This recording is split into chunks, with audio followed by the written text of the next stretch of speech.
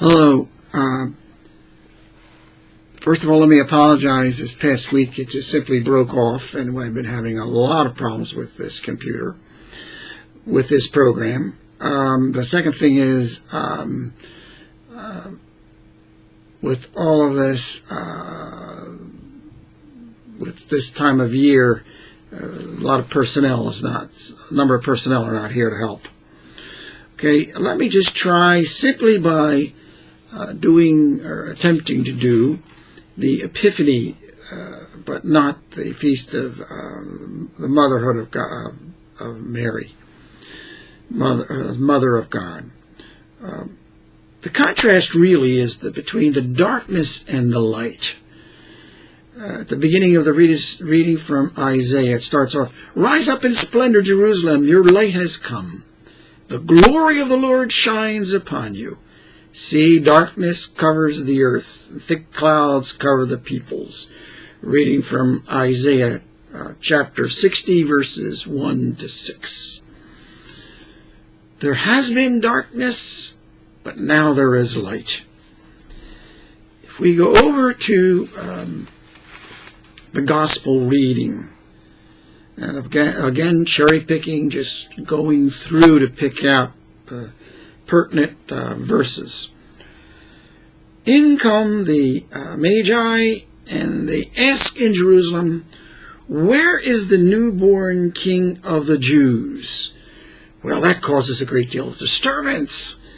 Herod is greatly troubled. And then he seeks to find out information about this newborn king. And then he pulls aside the Magi, and he's a very crafty individual. I must say, Herod seems to me to reflect an awful lot of the ways I think the devil himself would act. He says, "Go and search diligently for the child. When you have found him, bring me word that I too may go and do him homage." He's asking for to be able to find out where and who this newborn king is. And he's saying that he's going to do him homage, but his plan is, of course, to murder him. As reflected in the fact of when he does not find out the exact person, he then murders all the newborn children in that area with the feast that we commemorate with our Feast of the Holy Innocents. Well, the darkness, Herod himself, his worldliness. He seeks to maintain his own power. And he sees this newborn king as a threat. But then the star continues. The light shines once again. And it stops over the place where the child was. The light shows the way to the light himself, the child, which is Jesus. When they find him, they prostrate themselves and did him homage. They respect the light as the light, and they give him homage.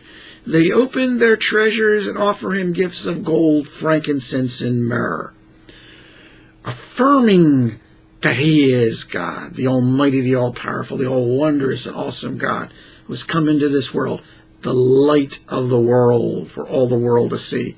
Not just for the chosen people, but for all the world to see. Then a second set of contrast is from the second reading here from the Ephesians chapter 3, verses 2 to 3a, then 5 to 6.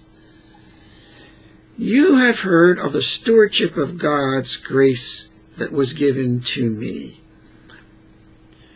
for your benefit, namely that the mystery was made known to me by revelation.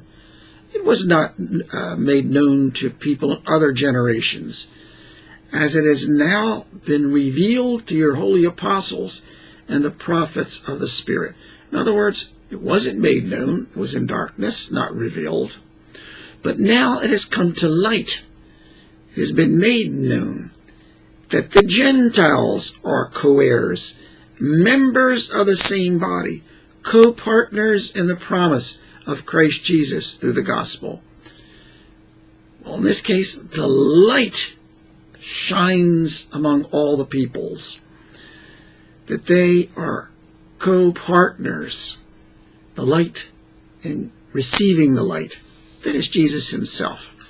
Now, if we could go back to the Feast of Mary, Mother of God, the second reading, St. Paul's letter to the Galatians. When the fullness of time had come, God sent his Son, born of a woman, born under the law, to ransom those under the law, so that we might receive adoption as sons.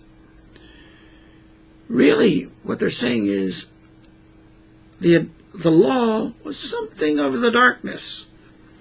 But now we no longer need the law. The light shines brightly, and all of us are called to be his sons, his daughters. God sent the Spirit of God into our hearts, crying out, Abba, Father. So you are no longer a slave, but a son. And if a son, then also an heir through God. God has made you heirs. The light has been given to all the peoples of the world. And so we are no longer slaves to the law, but heirs because we are his sons and daughters. May God bless you all.